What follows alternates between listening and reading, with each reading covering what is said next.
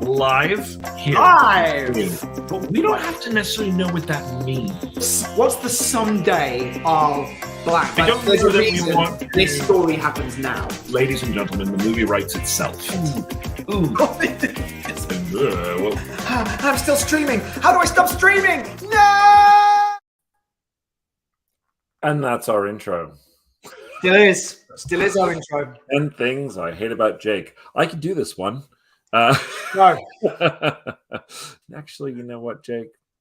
I just love you so much. No, you made me cry. Welcome back to Ben and Jake Write a Movie. I'm Ben Lustig. And I am not. I'm 10 things I hate about Jake. So now my new thing, I think, is going to be take a film title and just replace one of the words with my name. Yes. There you go. So today is 10 things I hate about Jake. Yeah. We had a few days off last week. I got sick on Thursday and Friday of last week, so apologies we didn't do any episodes then, but I would not have been good. I would not have been good. No. Sometimes we need to rest. We need to rest. You need to look after yourself. It's very important. That's right. You know? It is. It is. And I am continually sleep deprived from having an infant. Yeah. So if I say, and you were just weren't you just cleaning off? The reason you're slightly late was because you're cleaning up poo off a towel.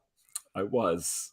I don't know that the audience needs to know that, but they need to know. My daughter, if I were writing this in a screenplay, I would say that the father undid the diaper, leaned down with a wipe, gently taking the poo off of the dash. Yeah, totally. Yeah. Or as you described earlier, like machine gun poo. Sprays the room. Totally, exactly. He falls in a bloody pooey mess in the corner. Oh man, that was fun. Yeah.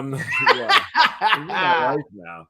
Fatherhood. But we are here Monday. Monday, October 24th. We are back to work. I didn't even know what to title this episode, so I just wrote "The Journey Continues." I know, and I mean, maybe that might just be all of them from now on. The journey continues for the moment. And you can change titles on YouTube, can't you? After they're done. Oh, of course. Yes. So for the live change every single one. Exactly. The one where Ben comes up with a brilliant idea. Yeah. Another brilliant idea by Ben. More great stuff with Ben. So, all right. The question is there a topic that we'd like to discuss today before we get into our outlining? No, that's Jake's exhale of. Is there a topic that is pressing? Is there something in the news? Is there what's going around on Twitter? Here's a topic that I'll bring up that is something that we were just discussing this morning. We may have touched on this before, so forgive me if we have, and remind me if we have. But it has to do with one of the biggest topics that screenwriters talk about from a business perspective, and that is free work.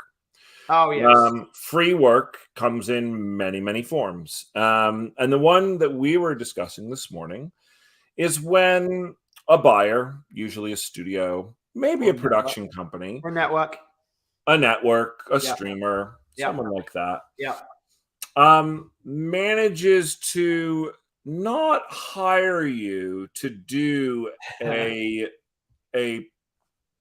piece of writing that would normally be paid for, by essentially hinting or implying that if you happen to have that item of free work available, then maybe it'd be easier to sell. So, for example, you may have written a TV pilot. You might have a TV pilot. And in theory, you could have written a pilot and you could have written a Bible. This could all be speculative work. You could have all that stuff ready to go to take to a buyer, a network, a streamer, whatever. Likewise, you may have, for a feature pitch, a deck that you'd created that you might want to leave behind in the assisting of pitching or presenting of ideas. And you may have chosen that those items were part of the best way for you to sell as your package your speculative idea, and that is your choice. That's your choice. Now, the WGA has a saying, which is no writing left behind. And again, I think when it comes to original ideas, again, I don't think it's about leaving your pitch, but if you had a one-pager, you're like, hey, I know you're going to have to present this to your boss. I've written you out something. I don't think there's a problem with that, with original ideas. I don't think you should ever do that when it comes to open writing assignments when you do not own the property, because they can take those ideas. They can hire another writer and go, you know what? We had a really great series of, here's the thing. In theory, they can do that anyway. You do it no matter what. In theory, they can do that anyway. But if it's written down in nice font and on a piece of paper, it's easier to do. Here's the problem with no writing left behind, right? It's as much as I 100% support everything. Yeah. I love our union. I do too. Our union. Yeah. And also acknowledge it's imperfect and also imperfect. Yeah. And sometimes we have policies that on the face seem like great ideas. But when you start to break it down, you go, well, wait a minute, no writing left behind. Well, if I have a spec screenplay, I'm certainly leaving that behind. Yeah, of course, exactly. Right? I'm not going to, how am I going to sell it otherwise? Right? Totally, yeah. So if I have a spec pitch, which basically is the same as a spec screenplay, only in pitch form, what's the difference? Totally. If I have a written document that goes along with my pitch, isn't that the same as a spec screenplay? I don't really know why there's a difference. Yeah. So, however, here's where it gets tricky. Yeah. Let's say you didn't decide to do that extra document because you don't feel like the project needs that extra document. In fact, you think your pitch is perfect, or your pilot, as Jake was talking about, is perfect in terms of representing your idea. But then the studio or the buyer asks you, whether directly or indirectly, to do that work. That's the shady line where you start to go, now you, employer, are asking me to do work for you. Without asking you. I kind of become your employee, but an unpaid employee. And that's different than a self-employed person trying to procure work. Now all of a sudden there's supposed to be a give and take here, only I'm not getting. And it starts to get gray. But here's the thing, and this is again one of the hardest parts of being, I think, a screenwriter, whether it's being self-employed, TV writer, being self-employed. You got to get work. And sometimes getting work means going above and beyond what is necessarily required. If a network or a streamer said to you, Jake, hey, I love your pilot. We think it's great. But I'll tell you, I can't bring this to my boss without a Bible. So I'm just letting you know that, as great as your pilot is, without a Bible, I can't buy it. Now, I haven't directly said to you, Jake, go and write a Bible. You please write a Bible for me. Yeah. So the question is, Jake, what are you going to do? And ultimately, I think each writer needs to take that own decision under their own advisement. I agree. So as you said, we got to get work. However, let's also bear in mind that if you do that, you're starting to set a standard that if they ask you to do it, people will do it. And, someone might say, if we had a Bible, it'd be really good. We've had a ton of writers do that for us lately, and they've all, and their things have sold. And they wouldn't be lying. Correct. However, of course, it is your own work. You can take that Bible anywhere you want. That's right. You can take, and you've now got that work. That work is yours. And you know what? If it doesn't sell this time around, in 5 years' time, you still have that Bible. You could be in a meeting and someone say, oh, I'm looking for this. Sounds. You go, it's funny you say that because I've got a script and a Bible that is that. Right. So I am of the belief, and I genuinely believe, and I say this a lot, that there is no such thing as wasted work. But it does get into a very, very difficult area. Becomes a gray area. I think part of the, the reality is, as writers, we are always hustling to find our next job. And there are far more unemployed writers than employed writers at any given time. That's just the reality. Yeah. So while I think it's great, if every writer in the entire guild agreed we will never write a Bible for free because those Bibles are actually part of the MBA and there is a minimum associated with that Bible. There is. If everyone said we will not write a Bible for free, never, well, okay, then maybe it would work. But here's the problem. You can't tell a writer who wants to spec their own Bible not to spec their own Bible. Totally. If they think that the way that they're going to sell their show is through having a Bible and that they could attract a director and an actor and a producer all through this Bible, well, then great. Totally. I mean, that's fantastic. So as long as there is ever people who want to spec that material, then buyers will always think that it's a possibility to get that material. Yeah. And that doesn't mean you have to do it. And I think you're right. It's the writer's choice as to whether they will do it or not. Yeah. And it's and it's tough because sometimes it gets to be exhausting. We personally had a pitching experience, and this was without talking about where or what the buyer was, but we went in and we pitched a project that was an original. It was not based on an owned IP. It was based on an IP that it was 100% in the public domain. It was our original take, and we pitched it to a buyer, and the buyer said, "We really like this. Yeah. But we have some notes." Now, this is actually, I think this is the only time we've ever had this happen from a buyer. Yeah. But it did. And the buyer said, "I have some notes. I can't buy this from you in this form. It's not there yet. But if you're interested in what I have to say and you wanted to come back, I'd 100% be open to hearing you again." Now that's a little like, okay, well, what do you do in that situation? Now, granted, he hasn't told us to do anything.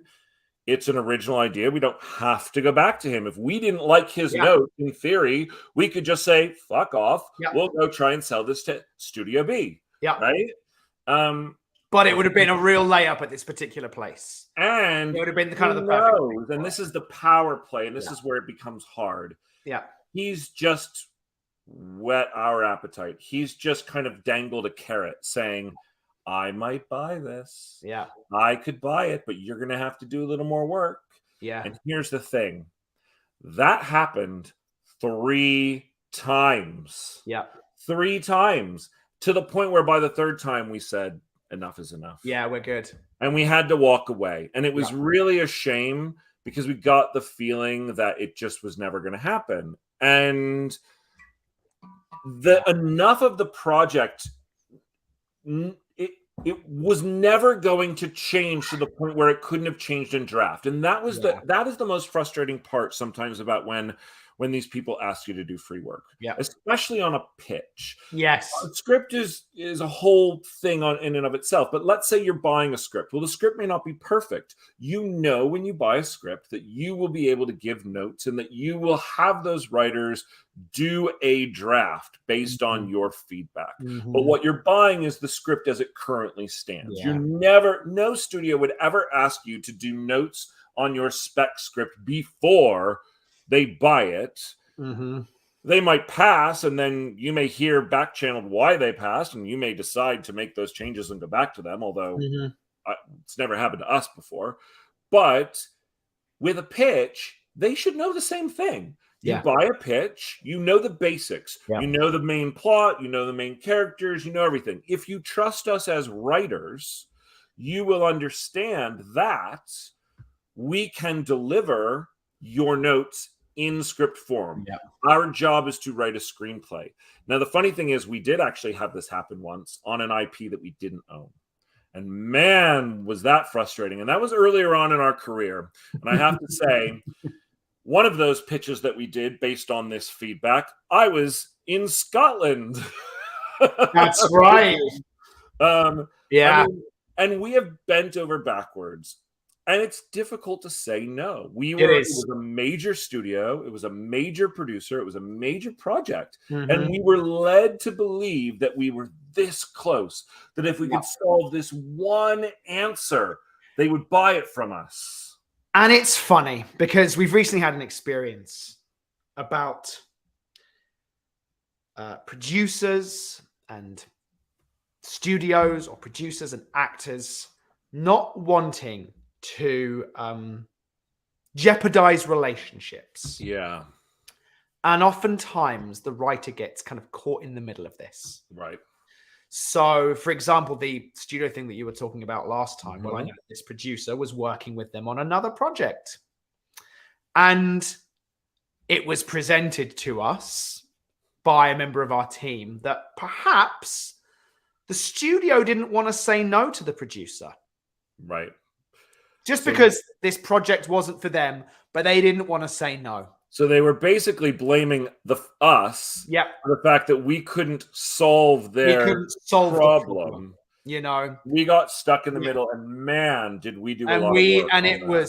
And again, we've actually experienced that a couple of times. Yeah. We had another pitch we took into a big studio, and again, it's happened twice. Yeah, we had this thing. Yeah, I remember. Yeah, totally. I'm just remembering the exact series of events. It's exactly that. They didn't want to say no to the producer. Right. So they just kept giving us notes and notes and notes and notes until we throw our hands up in the air. And then it's like, well, the writers can't fix it. Rather than just saying, you know what? We don't want to do this project. This isn't for us. Sorry. Yeah. You know, they're trying to keep their relationship. And again, we just experienced it with an actor and a producer. You know, actor didn't want to say no. So we waited and waited and waited and waited and waited to see if this person was going to attach to our script. And in the end, it was just like, well, we're going to have to move on. And then we were like, well, it was discussed that perhaps they just wanted to. I think that when it comes to free work, I think what you said really does still sum it up. Every writer has to make the choice on their own about whether it serves them in the moment. Yeah. It can be diminishing returns. We have experienced both sides. We have experienced where free work has actually helped us sell projects and make more money. And we have experienced where free work has been a complete, total time suck and a complete disaster. And per what we were talking about in our conversation before we got on, there was an example of a screenwriting partnership who we're good friends with, who was asked by a buyer this exact thing. If you had a Bible, we could set this up. Right. They went away, wrote a Bible, and set it up. And it's an incredibly popular show. Yeah. We took the approach at one point, Jake and I, because we were told this by someone, I can't remember whom, but to always just say, well, we'll come in and pitch it for you as many times as you need. If they say, well, do you have anything in writing? And we would always say, well, we don't really share our work, but we're happy to pitch it to you as many times as possible. Yeah. And then more and more and more over the years, people just will not accept that answer. Yeah. And I remember very specifically, one of our biggest, we loved this project so much. One of our biggest projects we went out with that unfortunately did not sell. We pitched to Amazon. I will name the studio in this case, but I won't say who it was. And after the pitch, they said they loved it. They loved the pitch. They were so excited about it. And we got this feedback and we were like, oh my God, we might have sold this to Amazon. And then there was a but. We said, well, what's the but? They need to be able to present it to their bosses. And we said, well, we'll pitch it to their boss. No problem. And they said, yeah, well, their boss is traveling the world and it's really hard to lock them down and they really need to know. Could you write up a document, just kind of just saying what you said in your pitch, but in 2 pages, which by the way is almost impossible. And We were like, oh, okay, because we really thought we had sold this. And we sent it into the producer. We got fucking notes back. Fucking notes back, I know. On the document. Not only that, we sent it to the studio and we got notes back on the document from the studio that was free work, but it was all under the guise of, we're going to buy this. You are there. You are on the finish line. And guess what? They fucking passed. Yeah. And that makes you want to gouge your eyes out, doesn't it? So this is where you're at in screenwriting. Yeah. Free work doesn't guarantee anything. Yeah. And it also can help. And you do your best to navigate it. Yeah. I think on a spec of any kind, a spec pitch or a spec script, personally, I say you do whatever the fuck you think you have to do to get that thing sold. Sure. IP is a different story, and you got to just decide that on your own. How passionate are you about the project, and are you willing to go down that road? I hear you. Let's write a movie. Cool. Let's write a movie now. Let's write one of those. Awesome. Sounds good. So we'd done some good work the other day. We're still at the outlining phase. And again, just to kind of what's that? It's a long phase. It's a long phase. This is a long phase. And again, we spend as much time as is required in this phase because it's not wasted time. Anything that's in the outline, generally, if it's going to be in this document, it's going to be in at least a draft of this script. Again, occasionally that changes. And again, I think outlines serve as just that. They are the structural, skeleton on which you're going to hang all the meat and bone. Right. But occasionally, as you may be writing it, the script may be revealing itself to you, and you start to ask other questions, etc. But generally speaking, once the outline is in good, solid form, we do tend to stick to it, at least for that first draft. So, but it's interesting to see, and obviously we can see that we're on episode 22. That this is 22 hours worth of, by the end of this session, a minimum of 20. Yeah. We've done some half hours of business talk now. So I'd say it's probably totally. Hours. But then also we had a couple of hour and a half episodes. But it's interesting to see that. And again, I don't think this is a week's worth of work, but this is a week's worth of work at the same time. If you think, we work 40 hours a week. Exactly normally. Right. And if we're only working on one project, we would be working 40 hours a week on that project. So we're only about halfway. We're about again, I think because I do believe in taking time away from something and coming back. Yeah. But I think, we're probably at the end of around, in week 2 of our normal work on this. Sure. So it's interesting to kind of break it down like that and see, we've done 22 hours on this, and where are we up to on this particular project? And we've just kind of we're still in Act 1. We're still in Act 1. We're getting closer, but we're still in Act 1. We've just had our kind of primary, I guess you would call, like, kind of inciting incident moments. Sure. We've met all our main characters. We've established their lives. We've met and established our main characters. Yeah. And we're moving into the second half of Act 1, whereby those characters are going to converge on the kind of journey, so to speak. If this were a traditional hero's journey movie, where the journey will then be taken and then they will move forward. And as we discussed, it's like our end of Act 1 in this movie is really when they decide to all go on the run together. Yes, the 3 of them.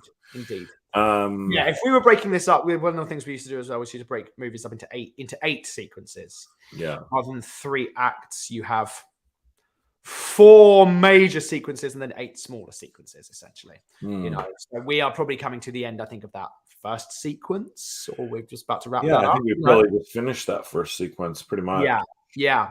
So the next sequence is going to be, I think, where our Charlize character is going to go and meet her. It's the sequence where so the first sequence is the sequence whereby we meet all of our 3 protagonists, and the second sequence is our 3 protagonists meet each other.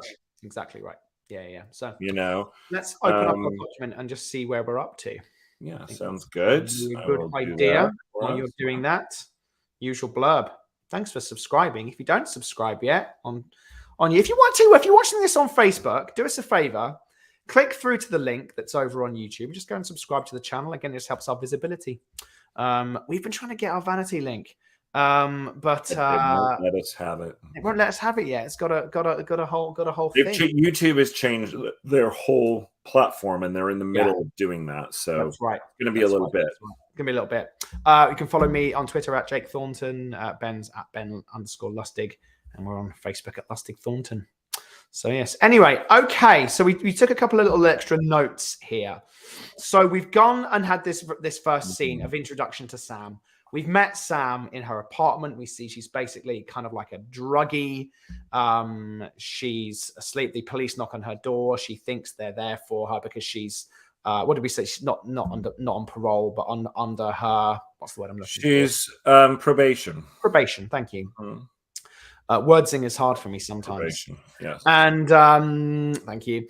And she does a runner, but then is cornered by the police and say, "Look, we're not here to bring you in or anything. We're here to let you know that your parents and your younger brother were killed in the bombing in one of these bridges in Portland." She doesn't believe it. She tries calling them, no answer. She's all upset and sad, and then she goes and shoots up with her boyfriend as a way of dealing with it. I'm going to ask a question at this point that you can just tell me to go fuck off if you don't like it. What is it? But, all right. So at the moment, we have 3 protagonists, as we've discussed. It's a fun little movie in that way. And fuck off. Yeah. The only one that I can think of who's had a moment whereby I go, I like this person, is Charlize. So far, Hank and Sam come across kind of unlikable. Well, okay. So that's okay, maybe, because at least we have Charlize. Yeah, I think it's Charlize okay is a fucking demon. Totally. I think it's okay for Hank. I don't think we have to know about Hank yet.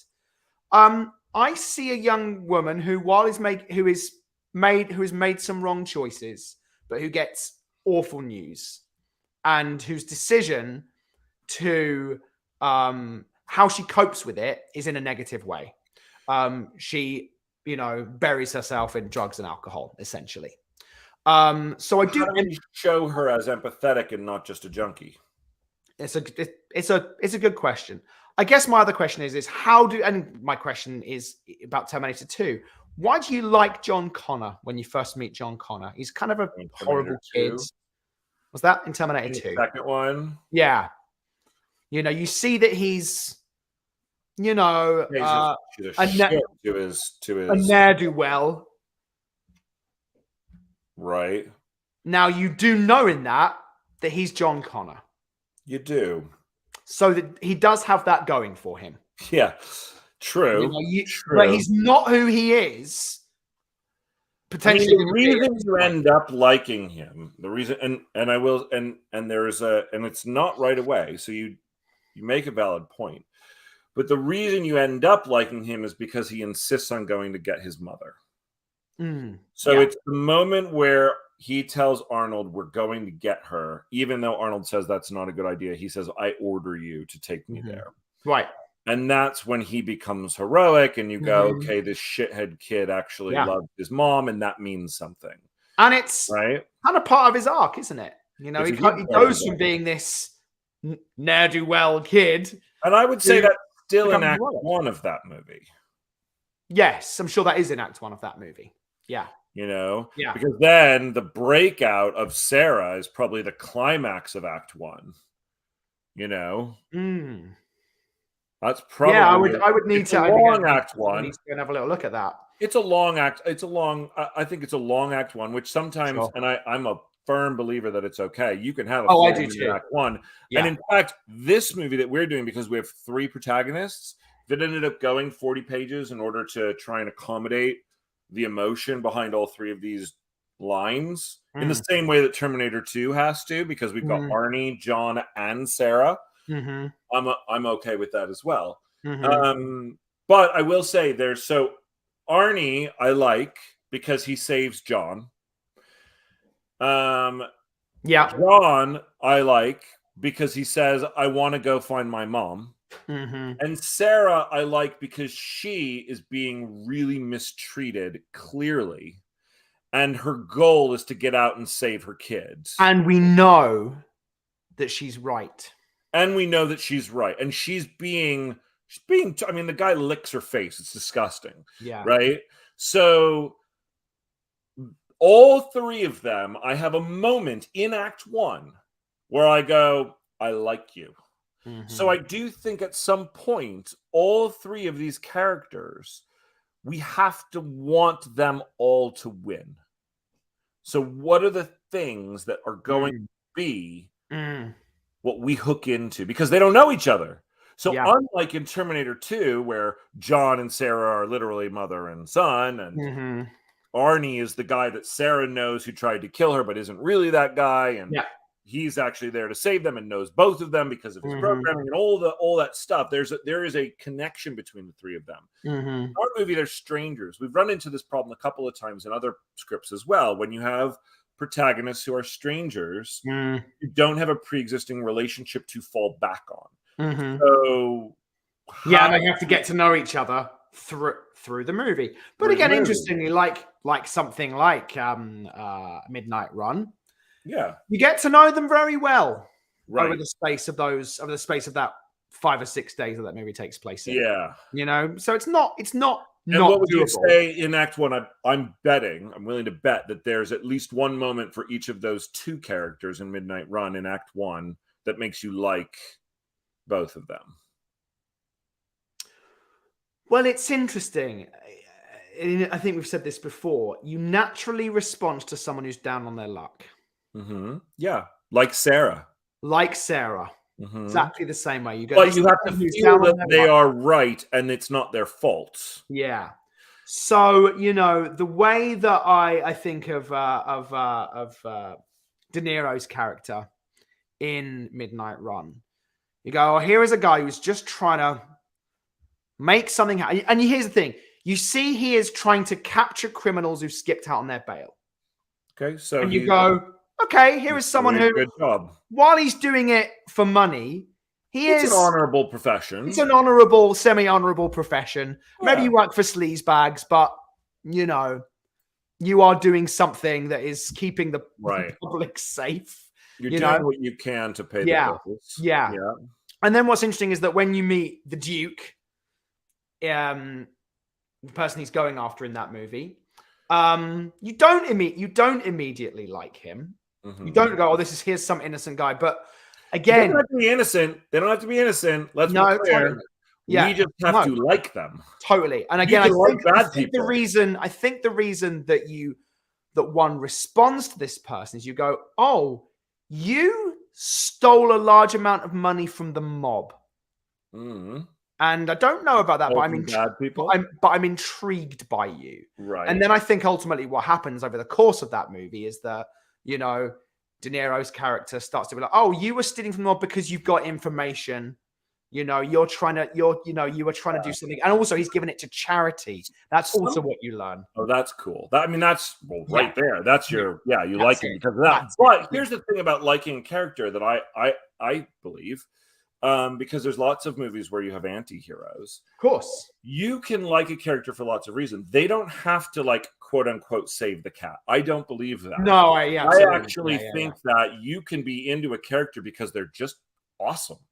Like, if a character is really cool, I want to see them do more. And that's enough for me to be hooked into them. Like, you know, if they are fighting for the right side, or if it's you learn that they might have killed 5 people, but it was for revenge. But I don't necessarily need to see them do I've just saved the cat in the tree, or the child on the from getting run over by the car. Right.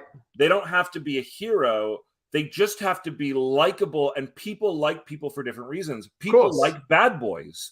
Girls love bad boys. If you establish a bad boy in the beginning of the movie, it doesn't matter. Like, they're going to like them, and they're going to want to see them. You know, it's James Dean in Rebel Without a Cause, you know? Yeah. So The problem that I'm seeing at the moment, and I think, look, we have, I would say, approximately 15 to 20 minutes of the movie to solve this problem. I don't know that it has to happen before where we are right now. Right. But Sam at the moment, for example, I'll use her first. Yes.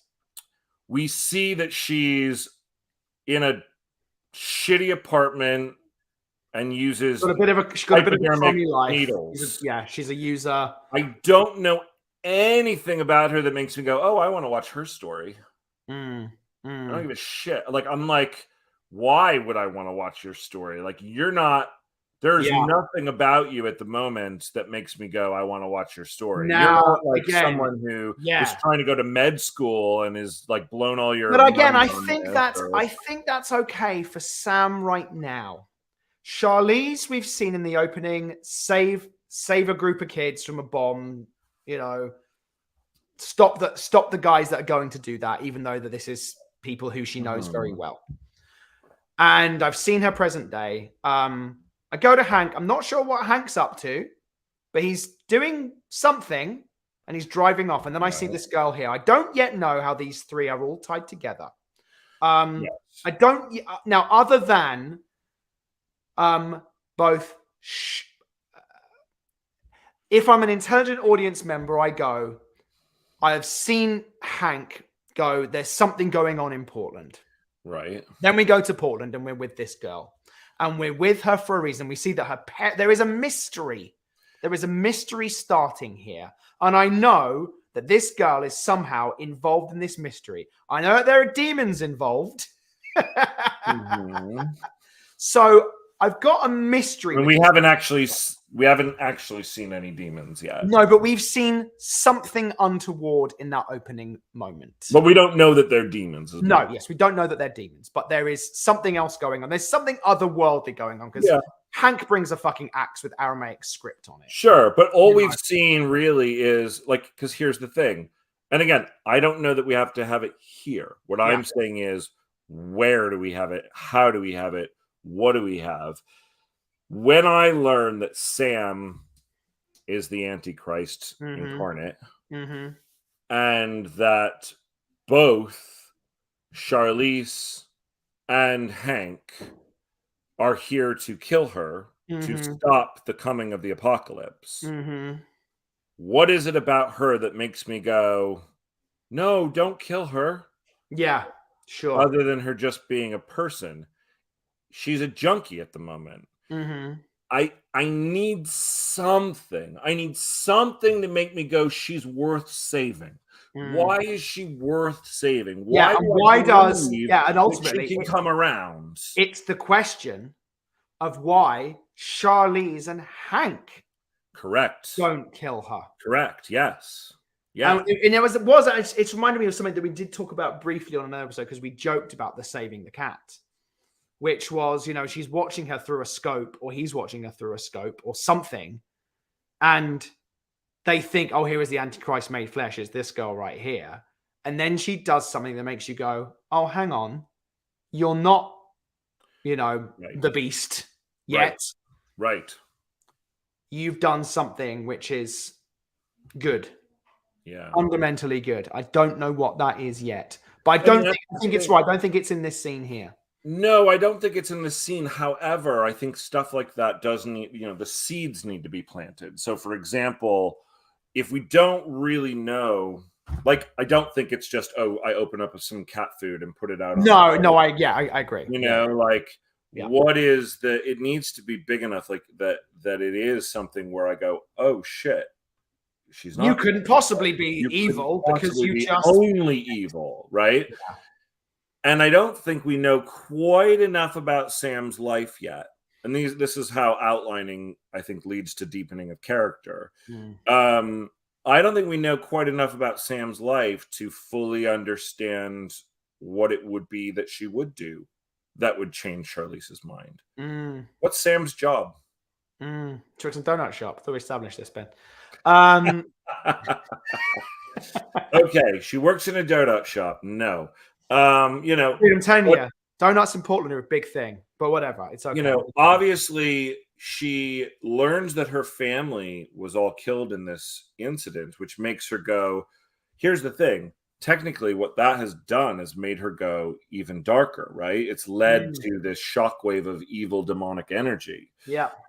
So whatever it is that's going to be that beat where we believe that she's savable needs to be so strong that it's somehow pushed through the demonic energy that has alerted everybody to her presence. Right. Yeah. So it needs to be part of her life. It needs to be part of who she is. Like, you know, this is only half joke, but it, you know, joking, not joking.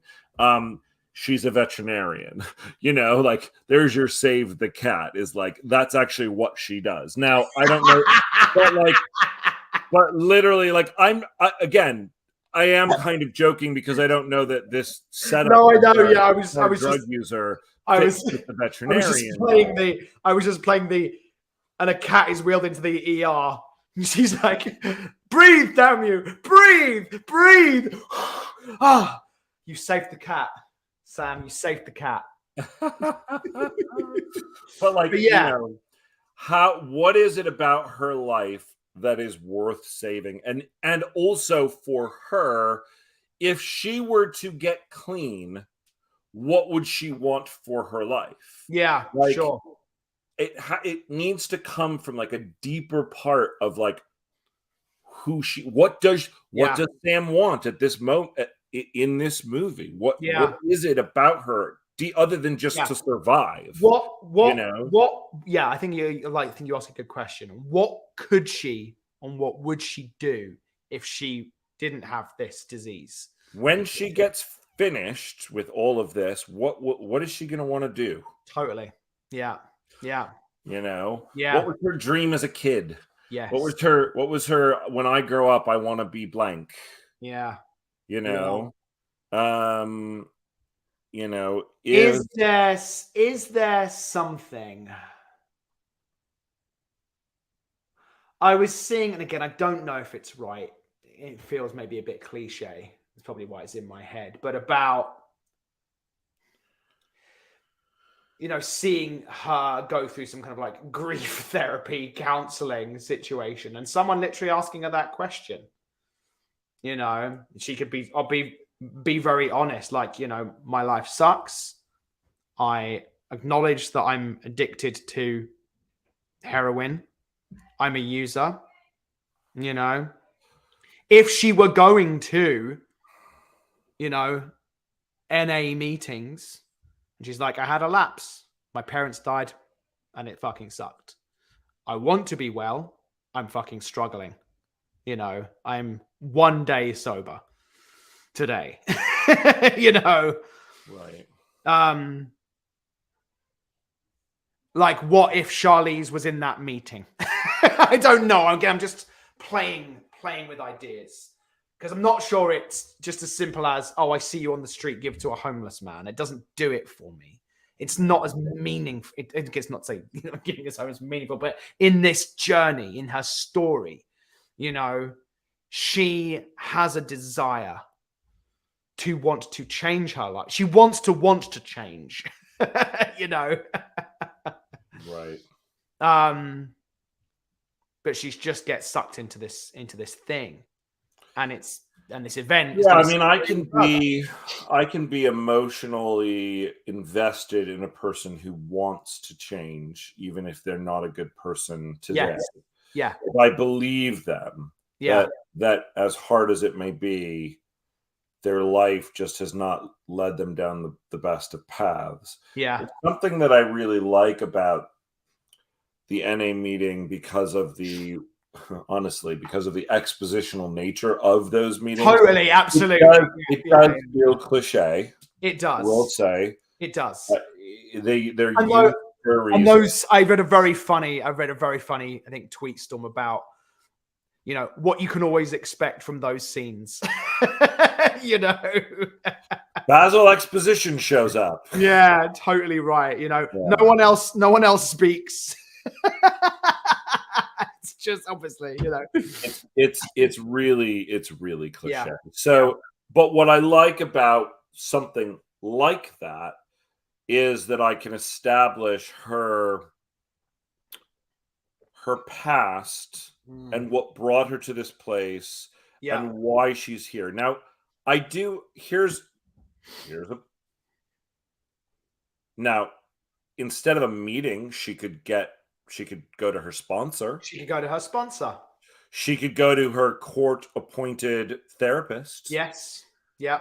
You know, she could actually be trying to. She could have a counselor or a social worker that she's working with. That's it. All those things are interesting. Those are potentially cool. Yeah. What I would want to see, though, and I guess here's where I would change what we already have written, and unfortunately, this is why I said, time to go fuck myself. I would say that I would want to establish a girl struggling when we first meet her. Yes. Who then relapses because of the results of learning about her parents. Yeah. Shows up, like, instead of being with her boyfriend at first, she shows up at her ex's house and he hands her some drugs and like she does it and like wakes up. She wakes up there and goes, oh fuck, and then goes to therapist, sponsor, whomever it is, because she's like, I just relapsed. You know, and it's this, and I, you know, my life is shit, whatever. Mm-hmm. But I want the contrast of understanding why she would go to the therapist after relapsing. Yes. And that it truly is a relapse and not just, well, she shoots up every day. So what's today? What's different about today? Yeah. What's different about today is that this event. Here's the thing. If you really, really dug down deep and went into it, you go, okay, the demons identified that there was someone in this area that had the demonic energy and that they needed to push it one step further.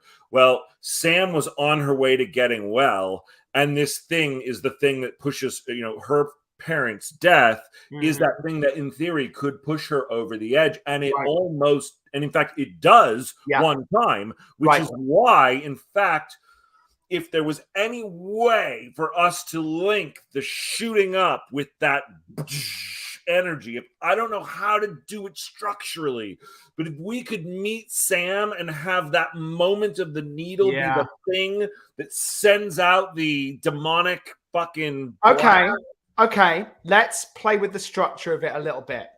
Okay. We see Charlize in the opening. Mm-hmm. We don't jump to her present day. You go to Sam present day. Okay. Play those series of events through. Then don't go to the shooting up yet. But don't go to the shooting up yet. Have her learn that her parents are dead. Yes, and have that then moment cut to Charlize. Yes, then cut to Charlize. Then cut back to Sam. Then cut to Hank. And so what we would do is we cut to Charlize, go through Charlize. Charlize gets in the bathtub. We cut to Sam also potentially getting in it. You could even like do a cool. Oh, that's interesting. Yeah. You and could. Doing in a bathroom or in a bathtub. Yeah. She's gonna shoot up. Sure. When she shoots up, we immediately smash cut to Charlize. Oh, as if she just got the injection herself. That's interesting. Okay. And then we have the Charlize moment, and then we cut to Hank. Right. Cool. Awesome. Now we got to fucking redo this whole outline over. But it's okay. We can just. I think we can just move some things around. Yeah, no, totally. And we know what these scenes are. So, although I was just pitching out somewhat of a different Sam opening, so I do want to just visit that in that sense. But I'm not going to do the consoling. We're just going to take this and we're going to move it to the top, right? Or not the top, but like, you know what I mean? No, yes. So we're going to do Chicago. Instead of cutting to 100 years later with Charlize, we're cutting to 100 years later, really, in Portland. And Super Portland, 100 years later. Or actually, let's just do the date. It's better that way. 2023. Sure. Okay. So if we're with Sam now here, the shades are drawn, it's dirty. Is she with her boyfriend? Does she live in this, or is she trying to get clean? Is she in like a halfway? She's there with her boyfriend. Okay. He's a bit of a deadbeat, but she leaves and goes to her appointment she's got to go to, her counseling appointment, her probation officer, her whatever it is. Let's save that for afterward, after she relapses, because I don't want to have a double beat of I go to my counselor, but maybe she goes to work or she goes to do something. The point of the probation officer was for us to, or whatever that is for us to find, oh, I like you. Correct. So, but if I have someone who I see being honest about the disease of addiction, and she can be like, "Have you used?" And she's like, "No." You know, it's hard. I won't lie, it's hard. Are you still with that guy you're seeing? Yes. Is he using? Yeah, he does. But I haven't, and I really want to change, and I want him to stop as well. I've been encouraging him to come to NA meeting. Then I like her instantly. When I see her relapse, I'm going to go, oh, no. Oh, fuck. I also understand it. I understand what you're saying. So we don't go back to the counselor after the relapse. Correct. Our heroes will find her after the relapse thinking that she might be unsavable. And then we're still going to have to come up with something, though, that a reason why she doesn't do it. Yes. Yeah. I haven't got that yet. But I like what you're saying. So we go to her first. She wakes up in this shitty old apartment. Yeah. Boyfriend is asleep, and I think she instead forget the knock at the door. Yeah, that'll change it. And what would be interesting actually is as she comes out of her meeting, in the distance, there's sirens, helicopters, smoke in the distance of Portland. What the hell's going on? That's interesting. Right before we cut to Charlize. Yeah. Right before. Yeah. That's interesting. Okay. So she's a hard drug user, but looks like she's on, but looks as though she's, trying to get well. Yeah. It's almost like, her, she lets her boyfriend sleep, but we should see her try and do her hair or something like that. Like totally. Yeah. To be clean, Completely. Yes. Well, she lets boyfriend sleep. She does her hair and makeup, maybe. Yeah, and tries to clean herself up as best as possible. Trying to clean herself up. So then. I think we cut into She sneaks out the door. Yeah. Or he says, "Where are you going?" And she's like, "I've got my appointment." Whatever it is, Yeah. Okay. So he stirs. Yeah. Boyfriend. Yeah. Where you going? Yeah. Does she lie to him, or does she tell him the truth? I think she can tell him the truth. Yeah. Question: why would she be lying? And it's okay. I just want just. Well, I'm just trying to figure out. Again, it's like I want her to be on the verge, and just another bad trait, negative trait, to be lying to her boyfriend.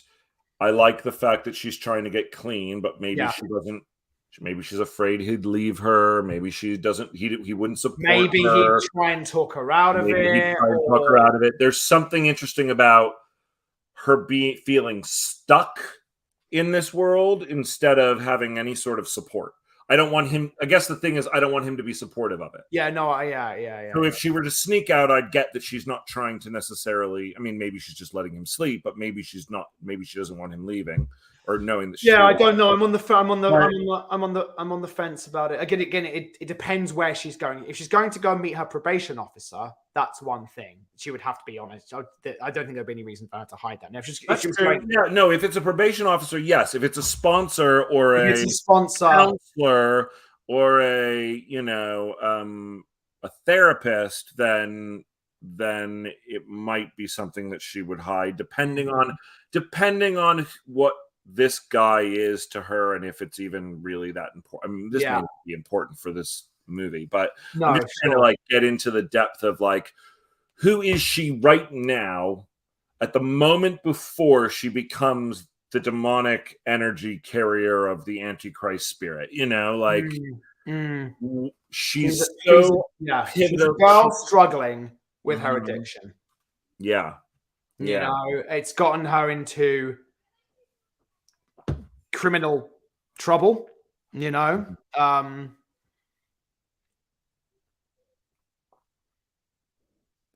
Yeah, I'm just thinking. I mean, the other thing is, I don't want to. Well, who is she going to go and see? Let's make. I don't think it's probation officer, because I feel like there's almost. I want her to talk to someone honestly. Okay, I agree. Wouldn't talk to your probation officer. Let's go sponsor. I like sponsor. She goes to a coffee shop and meets her sponsor. Okay.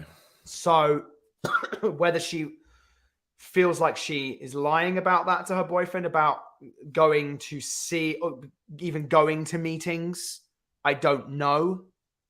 Why don't we just skip?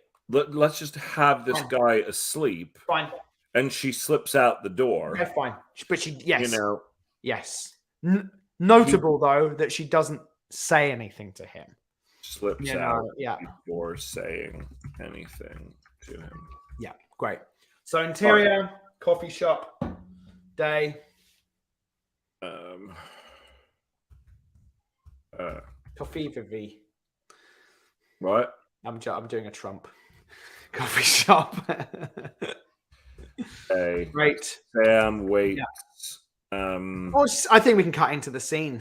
Okay, yeah. You know, Sam has coffee with her sponsor, who asks how it's going, whether she's using, you know. I mean, yeah. What's the purpose of the scene? The purpose of the scene is for us to like, from an emotional point of view, is for us to learn as to why we like Sam. We're going to learn that Sam wants to get well. However, we get Sam is here because she wants support. She's been tempted to use, but she managed to go a week. Yeah. Or a month even. Totally. And she's vocal about her struggle with it and how hard it is. You know, especially since Eddie, the boyfriend, continues to use. Totally. Sponsor says, you know, I'm just saying it's going to be really hard for you to quit if he is using. And she's like, if I left, I don't know what he'd do. He's I'm worried he might kill himself. Yeah. You know, I love him. He's been good to me, blah, blah, blah. Yeah. So it's, you know, and we learn that Sam is sober almost a month. Yeah. But boyfriend still uses. She's here for support. Yeah. She needs the strength to keep going. Yeah. Because she knows her life will never go anywhere. Yeah. Yep. Otherwise. This is why we like her. She wants to get better. Yeah. Great. Okay. Oh, great. And as she leaves, or it's on the news. I think exterior. We could see later. Yeah. Exterior coffee shop. Coffee shop. Day. Yep. As she leaves, in the distance, sirens. Say goodbye. Yeah. I think boom. Yeah, sure. Great. When boom. In the distance. Explosion. Rocks the city. Rocks the city. Smoke rises in the distance. Great. Cool. Scene. Yeah. Now we would go to Charlize, present day. Great. Awesome. So we'll keep this here for a moment because it's going to be for later. Yep. But we're going to go now to Colorado. Mountains. Obviously, if you are listening to this on the podcast, you cannot see what we are doing. Yeah, I'm sorry about that. Yes, I know. We're just realizing it might be somewhat of a challenge, but I think you're kind of just getting a bit of an idea of the structure of it. hopefully we've kind of laid that out verbally well enough. But if you are at all confused, please do feel free to come and have a little look on the YouTube channel. You can see us having rearranged these scenes right now. So so we're going to leave the Portland coffee shop day. Then we're going to go to the scene that we created, which was now we've gone from a is it a diner again? Maybe it's okay. Maybe it shouldn't be in a coffee shop. Maybe it's just in a park. Just so we're not getting double moments of being. Yeah, I guess. Yeah. It doesn't have to be. I mean, it could honestly be anywhere, couldn't it? You know, I mean, not anywhere. It's not going to be in space. I mean, the reality is, I hear what you're saying. Yeah, the coffee shop is Starbucks and the diner is Mel. Yes, of course. Yeah, totally. You know, they're not going to look or feel the same. One's in Portland, one's in a small town. Of course, I know. Yeah. I was just trying to make sure that establishments where there's eating involved and drinking, and coffee. I mean, and coffee, no less. How will I know? How will I know I'm in a different place? Right. We've hit the hour mark about now. So shall we? We've got a diner. I'm going to just put in a note here, and I'll talk through what I'm adding, just so that everybody understands what the note is. Yes. So I'm going to add a note into our scene. And let's see here, document. We got to go to notes, create note. So basically, from Charlize in tub. We go to Sam getting news, finding out. Yeah. Actually, should we cut back and forth a little bit more before Charlize and Tub, have her find out, then go back to Charlize and Tub? Yes. Then go to Sam shooting up. Yeah. So there'll be a series of intercuts between these moments. Yeah. So intercuts from Charlize, intercuts to Sam finding out about parents and finding out about family. Then back to Charlize in her lonely life. Then back to Sam scoring heroin. And then back to she shoots up. And smash to Charlize. She feels a blast of energy and passes out. Great. Okay. Awesome. That's cool.